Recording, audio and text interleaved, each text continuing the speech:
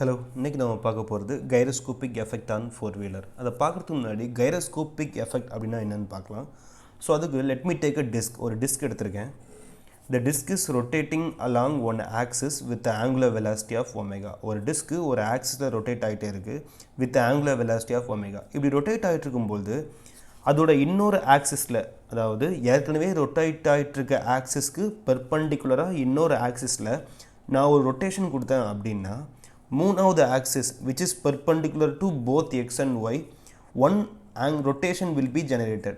So இனிஷியலாக rotate ஆகிட்டுருக்கு, அதுக்கு பெர்பண்டிகுலரான ஆக்சிஸில் நான் ஒரு ரொட்டேஷன் கொடுக்குறேன். அப்படி கொடுத்தேன் அப்படின்னா மூணாவது ஆக்சிஸில் ஆட்டோமேட்டிக்காக அது ஒரு ரொட்டேஷன் ஜென்ரேட் ஆகும்.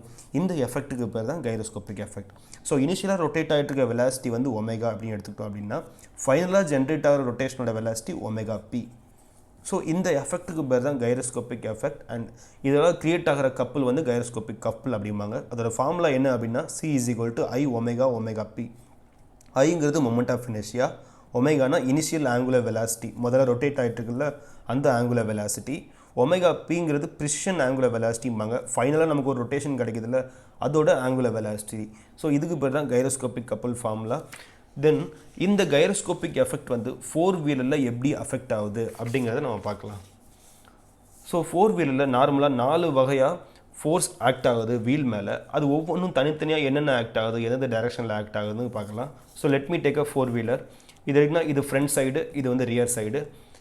ஸோ இதில் வந்து 4 வகையான ஃபோர்ஸ் வந்து வீல் மேலே ஆக்ட் ஆகுது. அது ஒன்று எதனால் ஆக்ட் ஆகுது, எந்த கப்பலால் ஆக்ட் ஆகுது, என்ன டைரெக்ஷனில் ஆக்ட் ஆகுதுன்னு பார்க்கலாம். So for that let me assume a four wheeler. So four wheeler assume பண்ணிக்கிட்டேன். இப்போ முதல்ல க்ரியேட் ஆகிற ஒரு ஃபோர்ஸ் என்ன அப்படின்னா டியூ டு செல்ஃப் வெயிட் டபிள்யூவால் wheel 1, wheel 2, wheel 3 and wheel 4 இந்த 4 வீல்லையும் எப்படி வந்து ஃபோர்ஸ் ஆக்ட் ஆகுறதுங்க பார்க்கலாம். ஸோ இப்போ நார்மலாக வெஹிக்கிள் போயிட்டு இருக்கும்போது பிரச்சனை இல்லை. இப்போ வெஹிக்கிள் வந்து ஒரு டேர்ன் எடுக்க போகுது, லெஃப்ட் டேர்ன் எடுக்க போகுது அப்படின்னு வச்சுக்கலாம். லெஃப்ட் டேர்ன் எடுக்க போதுனா இந்த ரேடியஸை வச்சு லெஃப்ட் டேர்ன் எடுக்குது, கேபிட்டல் ஆர். இந்த ரேடியஸில் லெஃப்ட் டேர்ன் எடுக்க போகுது அப்படின்னா இப்போ இந்த சைடு இருக்கிறது இன்னர் அண்ட் இந்த சைடு இருக்கிறது அவுட்டர். ஏன் இன்னர் சொல்கிறேன் அப்படின்னா கர்வுக்கு டுவர்ட்ஸாக இருக்குது அது இன்னர் சைடு, கர்வுக்கு வெளியே இருக்குது outer side. Then wheel number 1 and wheel number 2 and wheel number 3, then wheel number 4. So wheel number 1 and 3 inner சைடில் இருக்கும், வீல் நம்பர் 1 and 3 இன்னர் சைடில். தென் வீல் நம்பர் 2 and 4 அது அவுட்டர் சைடில் இருக்கும். So wheel number 2 outer, wheel number 4 outer. Then front என்னெல்லாம் பார்த்தோம்னா 1 and 2 front, 3 and 4 rear. So rear and front. So 1 and 2 front wheels and 3 and 4 rear wheels. So 4 வீல்ஸையும் தனித்தனியாக சொல்லிட்டேன். So first act ஆகிற force வந்து self weight. So self weight act ஆகும்போது அந்த vehicle எடுத்துக்கோங்க, அதோட சென்டர் ஆஃப் கிராவிட்டிலேருந்து செல்ஃப் வெயிட் எப்பவுமே டவுன்வேர்டாக ஆக்ட் ஆகும். ஸோ ஃபோர்ஸ் டவுன்வேர்டாக ஆக்ட் ஆகுது அப்படின்னா ரியாக்ஷன் வந்து அப்வேர்டாக ஆக்ட் ஆகும். அதாவது ஃபோர்ஸ் ஆக்டிவ் எங்கே இருக்கோ ரியாக்டிவ் அதுக்கு ஆப்போசிட்டில் இருக்கும். ஸோ ஆக்டிவ் வந்து டவுன்வேர்ட் அப்படின்னா ரியாக்டிவ் வந்து அப்வேர்டாக இருக்கும். ஸோ 4 வீல் தான் ரோட்டில் காண்டாக்டில் இருக்கும். ரியாக்ஷன் ஃபோர்ஸ் எப்போவுமே எங்கே இருக்கும் அப்படின்னா எங்கே காண்டாக்ட் ஆகுதோ அந்த பாயிண்ட் தான் ரியாக்ஷன் ஃபோர்ஸ் இருக்கும். ஸோ ஒரு டபிள்யூங்கிறது 4 வீல்லையும் ஈக்குவலாக ஷேர் ஆயிரும். W/4, W/4 and W/4, then W/4. இது எல்லாமே அப்வர்ட் டைரக்ஷனுங்கிறதுனால பாசிட்டிவாக மென்ஷன் பண்ணிக்கலாம். Positive W/4, positive W/4 and positive W/4, then positive W/4. So இப்போ ஒவ்வொரு வீலுக்குமே ரியாக்ஷன் வந்து ஈக்குவலாக ஷேர் ஆகுது, எல்லாமே அப்வர்ட் டைரக்ஷனாக இருக்குது அப்படிங்கிறதுனால நான் பாசிட்டிவ் மென்ஷன் பண்ணிக்கிட்டேன். தென் செகண்ட் என்ன அப்படின்னா லோட் பி. இந்த லோட் பி எதனால் க்ரியேட் ஆகுது அப்படிங்கிறத பார்க்கலாம். ஸோ ஆக்சுவலாக இதுதான் கார்னு எடுத்துக்கலாம்.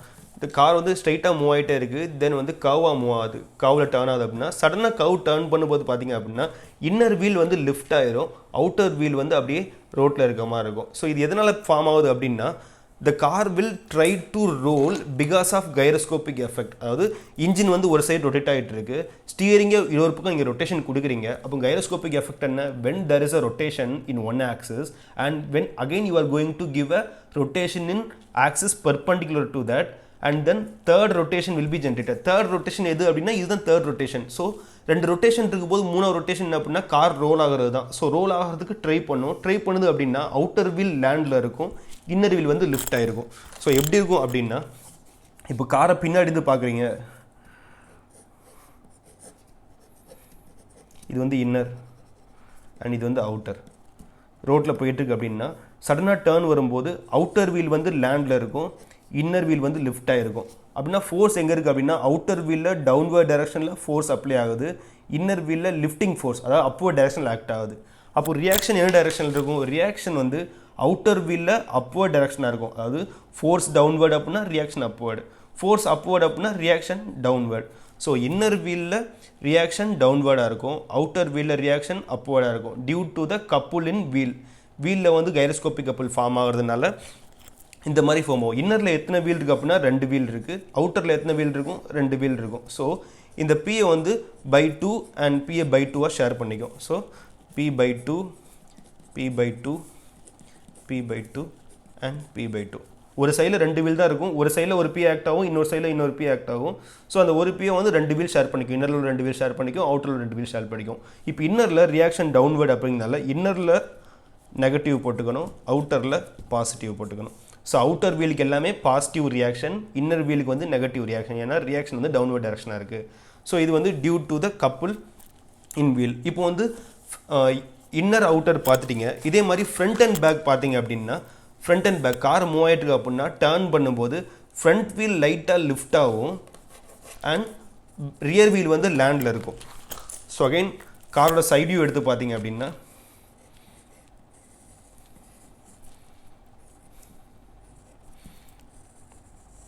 டர்ன் எடுக்கும்போது ரியர் வீல் கிரவுண்டில் இருக்கும், ஃப்ரண்ட் வீல் வந்து லைட்டாக லிஃப்டாக ட்ரை பண்ணும். ஸோ இங்கே ஃபோர்ஸ் அப்வர்டாக இருக்கும், இங்கே ஃபோர்ஸ் டவுன்வர்டாக இருக்கும்.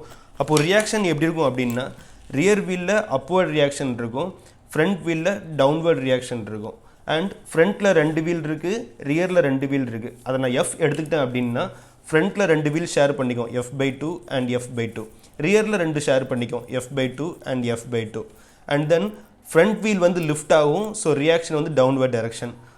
ரியர் வீல் வந்து கிரவுண்டில் இருக்கும், so reaction upward direction, so positive. And then ஃபைனலாக கியூங்கிறது என்ன அப்படின்னா டியூ டு சென்ட்ரிபியூகல் ஃபோர்ஸ். அதாவது பிங்கிறது என்ன அப்படின்னா இன்னர் அவுட்டர் கன்சிடர் பண்ணிங்கன்னா ஒரு சைடு லிஃப்ட்டு ஒரு சைடு டவுனு. அதே எஃப்ங்கிறது என்ன அப்படின்னா ஃப்ரண்ட்டு பேக் கன்சிடர் பண்ணிங்கன்னா ஃப்ரண்ட்டு லிஃப்ட்டு ரியர் டவுனு. இது எதனால் அப்படின்னா பிங்கிறது due to gyroscopic couple of wheel, எஃப்ங்கிறது due to gyroscopic couple of engine. மூணாவது ஒரு கப்புல் இருக்குது, அது என்ன கப்புல் அப்படின்னா couple due to centrifugal force. அதாவது கார் மூவ் ஆகிட்டே இருக்குது அப்படின்னா சடனாக டர்ன் பண்ணும்போது என்ன ஆகுனா லெஃப்ட்டில் டர்ன் பண்ணுதுன்னா உள்ள பேசஞ்சர் எல்லாமே ரைட் சைட் புல் ஆவாங்க, ரைட் சைட் போய் விழுவாங்க. ரைட் சைட் டர்ன் ஆகுது அப்படின்னா உள்ள பேசஞ்சர்லாம் லெஃப்ட் சைட் போய் விழுவாங்க. இது due to centrifugal force. So centrifugal ஃபோர்ஸுமே என்ன ஆகும் அப்படின்னா வந்து உங்களுக்கு வந்து வீலில் வந்து ஒரு ஃபோர்ஸை வந்து ரியாக்ஷனை க்ரியேட் பண்ணும். ஸோ அதுவும் அப்படின்னா இன்னர் அண்ட் அவுட்டர் தான் பார்க்கணும். இன்னர் இப்போ கார் மூவ் ஆகிட்டு அப்படின்னா இன்னர் அப்படி லெஃப்ட்டில் டர்ன் ஆகுது அப்படின்னா எல்லாருமே அப்படியே அவுட்டர் சைடில் போய் விழுவாங்க. அப்படின்னா அவுட்டர் சைடு வீல் டவுன்வர்டில் இருக்கும், இன்னர் சைடு வீல் அப்வர்டில் இருக்கும். அதாவது டியூ டு பி என்ன இருந்ததோ அதே தான் டியூ டு கியூவும் இருக்கும். ஸோ அதே தான் Q by 2 plus Q by 2 and minus Q by 2 and plus Q by 2. அதாவது இன்னர் சைடில் நெகட்டிவ் ரியாக்ஷன், அவுட்டர் சைடில் பாசிட்டிவ் ரியாக்ஷன். ஸோ ஒவ்வொரு வீல்லையும் ரியாக்ஷனை சம் பண்ணும்போது இப்போ வீல் 1ல் பார்த்தோம் அப்படின்னா இந்த 4ஐயும் சம் பண்ணிடணும், வீல் 2ல் பார்த்தோன்னா இந்த 4ஐயும் சம் பண்ணணும், வீல் 3ல் இந்த 4ஐயும் சம், வீல் 4ல் இந்த 4ஐயும் சம் பண்ணணும். ஸோ ஒவ்வொரு வீல்லையும் ஆக்ட் ஆகிற ரியாக்ஷனுக்கு we have to do the summation of all the reaction at the particular wheel. So இந்த 4 தான் வந்து major reaction which is acting on the wheel. இப்போ தென் நம்ம ஒரு ப்ராப்ளம் சால்வ் பண்ணலாம். ப்ராப்ளம் சால்வ் பண்ணுறதுக்கு முன்னாடி அதோட ஃபார்முலாஸ் நோட் பண்ணி சொல்லிடுறேன். இதான் 4 வீல், 4 வீல்லையும் ஒவ்வொன்றும் எப்படி ஆக்ட் ஆகுது, ஒவ்வொரு வீல்லையும் 4 ரியாக்ஷன் பாசிட்டிவாக நெகட்டிவாக அப்படிங்கிறத மென்ஷன் பண்ணியிருக்கேன். தென் பிங்கிறது அது இப்படி போயிட்டுருக்க கார் வந்து ஒன்று இப்படி போகும் இல்லை இப்படி போகும் அப்படி தானே. அதில் எந்த டிஸ்டன்ஸ் இன்வால்வ் ஆகுது அப்படின்னா காரோட வித்து தான் இன்வால்வ் ஆகுது. So couple is equal to that force into distance. எந்த டிஸ்டன்ஸ்னால் இந்த காரோட வித்தோட டிஸ்டன்ஸ், வித்துங்கிறது எக்ஸ் அப்படின்னா அது எக்ஸ். அது மாதிரி ஃப்ரண்ட்டுக்கு எஃப் என்ன ஆகுதுன்னா கார் ஒன்று ஃப்ரண்ட்டில் லிஃப்ட் ஆகணும் இல்லை பேக்கில் லிஃப்ட் ஆகணும். அதுக்கு எந்த டிஸ்டன்ஸ் இன்வால்வ் ஆகுது அப்படின்னா காரோட டோட்டல் லென்த் இன்வால்வ் ஆகுது. டோட்டல் லென்த்துங்கிறது Y. So F into Y is equal to CE. And then third one centrifugal ஃபோர்ஸும் பியும் ஒன்று தான் சொல்லியிருக்கேன். ஸோ கிட்டத்தட்ட ஒரே மாதிரி தான் அந்த கப்புள் ஃபார்ம் ஆகும். ஸோ இங்கே எக்ஸ் டிஸ்டன்ஸ் தான், இங்கேயும் எக்ஸ் தான். ஸோ இந்த 3 கப்புள்னால் என்ன formula? Couple is equal to force and distance. எந்த ஃபோர்ஸ் இன்வால்வ் ஆகுது, எந்த டிஸ்டன்ஸ் இன்வால்வ் ஆகுது. முதல்ல பி வந்து பார்த்தோம் அப்படின்னா ஒன்று இன்னர் வந்து லிஃப்ட் ஆகும், அவுட்டர் வந்து என்ன ஆகும் அப்படின்னா டவுனாக இருக்கும். அப்படின்னா எந்த டிஸ்டன்ஸ் இன்வால்வ் ஆகுது அப்படின்னா காரோட வித் இன்வால்வ் ஆகுது, அது எக்ஸுங்கிறது இன்வால்வ் ஆகுது. இதே வந்து செகண்ட் பார்க்கும்போது ஃப்ரண்ட்டாக பேக்காக ஃப்ரண்ட் லிஃப்ட் ஆகும் பேக்கு டவுனாக இருக்கும் இல்லை பேக்கு லிஃப்ட் ஆகும் ஃப்ரண்ட் டவுன் ஆகும் ஸோ எந்த டிஸ்டன்ஸ் இன்வால்வ் ஆகுது அப்படின்னா ஒய் டிஸ்டன்ஸ் இன்வால்வ் ஆகுது அதான் ஒய் மென்ஷன் பண்ணியிருக்கேன் Q அண்ட் P சேம் தான் மென்ஷன் பண்ணிட்டேன் தென் COங்கிறது என்ன அப்படின்னா சென்ட்ரிஃபியூகல் கப்புள் CWCEக்கு நம்ம கைரோஸ்கோபிக் கப்புள் ஃபார்முலா போட்டுக்கலாம் COங்கிறது centrifugal ஃபோர்ஸுங்கிறதுனால CO is equal to centrifugal force into the distance இந்த டிஸ்டன்ஸ் என்ன அப்படின்னு பார்த்தோம்னா இப்போ வந்து வீல் வந்து கிரவுண்டில் இருக்குது அப்படின்னா கிரவுண்ட்லேருந்து சென்டர் ஆஃப் கிராவிட்டி பாயிண்ட்டுக்கு என்ன ஹைட்டோ அந்த டிஸ்டன்ஸ் தான் ஹைட்டு சரிங்களா எஃப்சிங்கிறது mv²/r அதாவது centrifugal force in the height from the ground level to the centre of gravity point இது எல்லாமே இருந்துச்சு அப்படின்னா there is easily we can calculate all the forces இப்போ ஒரு சம் பார்க்கலாம்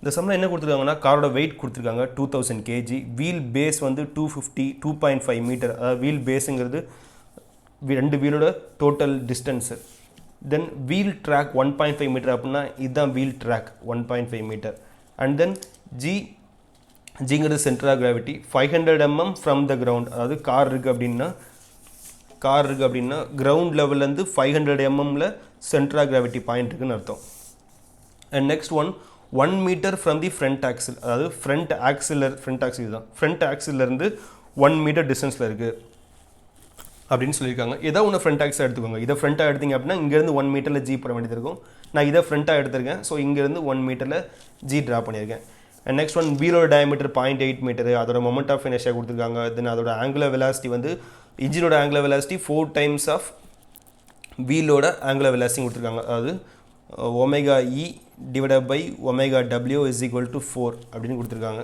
அதை கியர் ரேஷியோன்னு சொல்லுவாங்க ஜி அப்படின்னு gear ratio is equal to angular velocity of engine divided by angular velocity of wheel சொல்லுவாங்க அதை 4 மென்ஷன் பண்ணியிருக்காங்க இன்ஜின் ஃப்ரண்ட்லேருந்து பார்க்கும்போது கிளாக் வைஸ் ரொட்டேஷன் அதோட மாஸ் என்ன அப்படின்னா 75 இன்ஜினோட mass so ME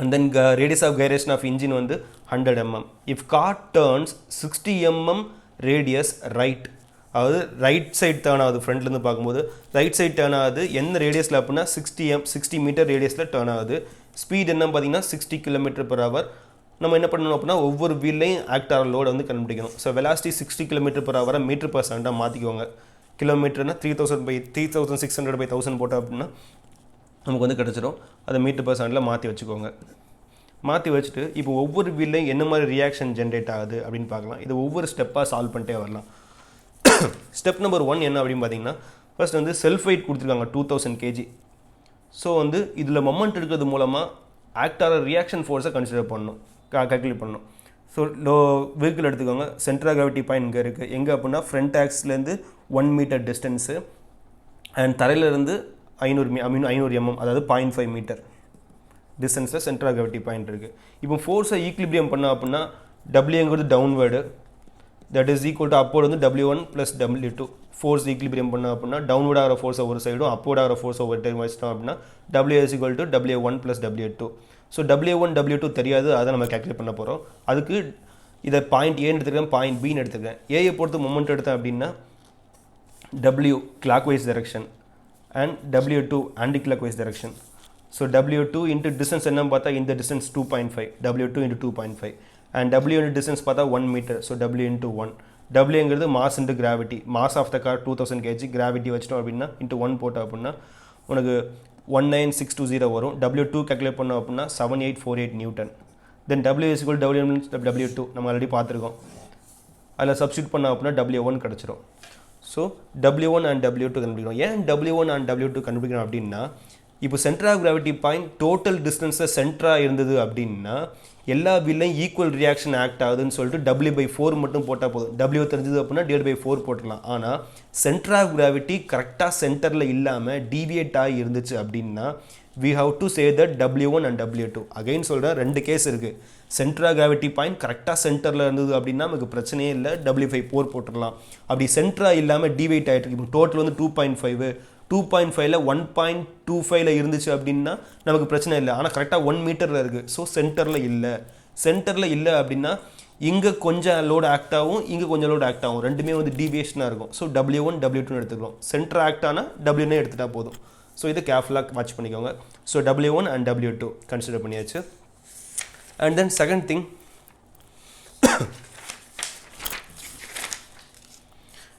we have to calculate all the couple. First வந்து வீலில் கிரியேட் ஆகிற கப்புள் என்னென்னு பார்த்தீங்க அப்படின்னா C is equal to I omega. கப்புளுக்கான ஃபார்முலா எழுதிக்கிறேன். Gyroscopic couple C is equal to I omega and omega p. வீலுங்கிறதுனால W mention பண்ணியிருக்கேன், W சரிங்களா. ஸோ CW calculate பண்ணால் IWங்கிறது moment of inertia of the wheel சம்லே கொடுத்துருக்காங்க. வீல் வந்து 0.8 kg/m², 0.8 kg/m². ஒமேகா பிங்கிறது V/R W. வீலோட ரேடியஸ் போட்டிங்க அப்படின்னா வந்து ஒமேகா V கிடச்சிரும். பிங்கிறது அந்த கர்வோட ரேடியஸ் போட்டிங்க அப்படின்னா ஒமேகா P கிடச்சிரும்.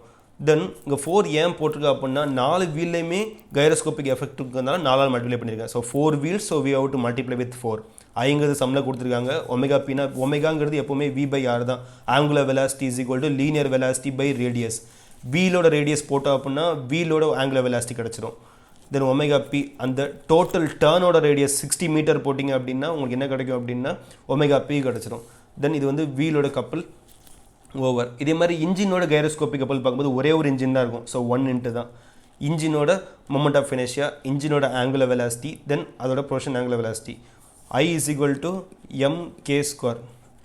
Mass of engine, radius of gyration of engine, that is equal to IE. Mass of engine கொடுத்துருக்காங்க 75 kg. radius of gyration of engine வந்து 100 mm, அதாவது 0.1. ஸோ கொடுத்துக்க அப்படின்னா 75 kg 0.1² இன்ட்டு ஜிங்கிறது என்ன அப்படின்னா that omega E by omega W is equal to G. அது சம்மில் 4ன்னு கொடுத்துருக்காங்க. So omega E is equal to 4 into omega W, அதான் போட்டிருக்கேன். 4 into omega W into omega பிங்கிறது V/R. சப்ஸ்டிட் பண்ணோம் அப்படின்னா நமக்கு எனக்கு CE கிடச்சிரும். ஸோ வீலோட கைரோஸ்கோபிக் கப்பல் கிடச்சிரும், இன்ஜினோட கைரோஸ்கோபிக் கப்பல் கிடச்சிரும். Then we have to calculate centrifugal couple. Centrifugal கப்பல்னா that centrifugal force into height, vertical height. இப்போ கார் எடுத்துட்டிங்க அப்படின்னா 1 minute. இதான் கார் எடுத்துட்டிங்க அப்படின்னா காரோட ஹைட்டு சென்டர் ஆஃப் கிராவிட்டி பாயிண்ட்லேருந்து கிரவுண்ட் லெவலுக்குள்ள ஹைட்டு தான் வந்து ஹைட்ஸ்ன்னு சொல்லுவாங்க. That is heights. அந்த ஹச் வேல்யூ தான் இது. சென்ட்ரிஃபியூகல் ஃபோர்ஸுங்கிறது mv²/r. எம்ங்கிறது மாஸ் ஆஃப் த கார், விங்கிறது velocity of the car, capital ஆர்ங்கிறது rotation into the height of centre of gravity point from the ground level 0.5, 500 mm. Substitute பண்ணிங்க அப்படின்னா உங்களுக்கு வந்து சென்ட்ரிஃபியூகல் கப்பல் கிடச்சிரும். ஸோ ஃபஸ்ட் என்ன பண்ணணும், W1 and W2 கேல்குலேட் பண்ணணும். W1 and W2 கேல்குலேட் பண்ணி முடிச்சதுக்கப்புறம் என்ன கேல்குலேட் பண்ணால் ஒவ்வொரு கப்பலாக கைரோஸ்கோபிக் கப்பல் அண்ட் வீலு, கைரோஸ்கோபிக் கப்பல் அண்ட் இன்ஜினு, தென் சென்ட்ரிஃபியூகல் கப்பல், இது எல்லாமே வந்து கேல்குலேட் பண்ண வேண்டியது இருக்கும். அண்ட் நெக்ஸ்ட் என்ன பண்ண போகிறாங்க அப்படின்னா ஒவ்வொரு ரியாக்ஷனையும் கேல்குலேட் பண்ணணும். P, F and Q. W calculate பண்ணியாச்சு, ரிமைனிங் இருக்குது P, F, Q தான். So CW is equal to P into X. எக்ஸுங்கிறது நம்ம சம்மில் எவ்வளோ அப்படின்னா இதுதான் எக்ஸு, சரிங்களா. இதுதான் வந்து Y. So P into X is equal to CW. Then Q into X is equal to CO. F into Y is equal to CE. CW, CO, CEலாம் வந்து ப்ரீவியஸாகவே வந்து கேல்குலேட் பண்ணியாச்சு.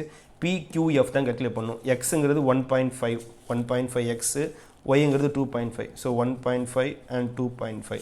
இந்த வேல்யூ போட்டால் அப்படின்னா உங்களுக்கு P கிடச்சிரும், F கிடச்சிரும் அண்ட் Q கிடச்சிரும். இந்த மூணும் கிடச்சதுக்கப்புறம் இதுக்கப்புறம் தான் வந்து ஒவ்வொரு வீல்லையும் எப்படி ஆக்ட் ஆகுது அப்படிங்கிறத பார்க்கணும். ஸோ எல்லா வீல்லையுமே ஃபஸ்ட் வந்து 4 ஆரோ மார்க் போட்டு வச்சுக்கோங்க. போட்டு வச்சுட்டு எல்லா வீல்லையுமே இது வந்து ஃப்ரண்ட் வீல், இது வந்து ரியர் வீல். ஃப்ரண்ட் வீலை வந்து W1 எடுத்துருக்கோம், W1 எடுத்துருக்கோம். So W1/2, W1/2. இங்கே வந்து W2/2, W2/2. ஏன் பை 2 போட்டோம் அப்படின்னா சென்டர் ஆஃப் கிராவிட்டி பாயிண்ட் சென்டராக இருந்துச்சு அப்படின்னா எல்லாமே W/4, W/4ன்னு வந்துடும். ஆனால் சென்டர் ஆஃப் கிராவிட்டி தள்ளி இருக்கிறதுனால ஃப்ரண்ட் 2 வீலை தனியாக எடுத்துக்கணும், பேக் 2 வீலை தனியாக எடுத்துக்கணும். ஸோ W1 அது ஃப்ரண்ட்டு, W2ங்கிறது back. W1/2, W1/2 front wheel ரெண்டும் ஷேர் பண்ணிக்கும். W2/2, W2/2ங்கிறது ரியர் வீல் ஷேர் பண்ணிக்கும். இது என்ன அப்படின்னா due to self weight. Self வெயிட்டோட ரியாக்ஷன் எப்போவுமே பாசிட்டிவ் தான், சரிங்களா. நம்ம ஆல்ரெடி பார்த்த மாதிரி செல்ஃப் வெயிட்டோட ரியாக்ஷன் வந்து எல்லாமே பாசிட்டிவ் தான். அண்ட் தென் நெக்ஸ்ட் P வாங்க. P வரும்போது இன்னர் வீலில் வந்து என்ன இருக்கும் அப்படின்னா நெகட்டிவ், இன்னர் வீலில் நெகட்டிவ், அவுட்டர் வீலில் பாசிட்டிவ். எது இன்னர் வீல் அப்படின்னா இப்போ டர்ன் இப்படி ஆகுது அப்படின்னா இதுதான் இன்னர் வீல். ஸோ இன்னர் வீலில் நெகட்டிவ் P/2, இன்னர் வீலில் நெகட்டிவ், அவுட்டர் வீலில் பாசிட்டிவ் P/2 ப்ளஸ் P/2. அதே மாதிரி q negative q by 2 positive q by 2 negative q by 2 positive q by 2. So பியும் கியூவும் இன்னர் வீலையும் அவுட்டர் வீலையும் ஒரே டைரக்ஷனில் இருக்கும், எந்த சேஞ்சும் இருக்காது. தென் எஃப் எடுத்துட்டிங்க அப்படின்னா எஃப்பில் வந்து ஃப்ரண்ட் வீலில் நெகட்டிவில் இருக்கும், ரியர் வீலில் பாசிட்டிவில் இருக்கும். இதுதான் வந்து ஃப்ரண்ட் வீலில் minus F by two minus F by two, rear வீலில் பாசிட்டிவ் இருக்கும், positive F by two and positive F by two. So இதுதான் வந்து ஒவ்வொரு வீல்லையும் ஆக்ட் ஆகக்கூடிய ரியாக்ஷன்ஸ் அண்ட் டைரக்ஷன்ஸ். தென் ஃபைனலாக நம்ம என்ன கேல்குலேட் பண்ண வேண்டியிருக்கோம் அப்படின்னா ஒவ்வொரு வீல்லையும் இது வந்து load on wheel 1, load on wheel 2, load on wheel 3 and load on wheel 4. So இந்த வீலில் ஃபஸ்ட்டு வீலில் எடுத்துக்கிட்டோம் அப்படின்னா W positive, P negative, F negative. So P negative, F negative, Q negative. அதே மாதிரி wheel number 2, wheel number 3, wheel number 4 இது எல்லாத்தையும் summation பண்ணி போட்டோம் அப்படின்னா நமக்கு வந்து ஆன்சர் கிடச்சிரும். தேங்க்யூ.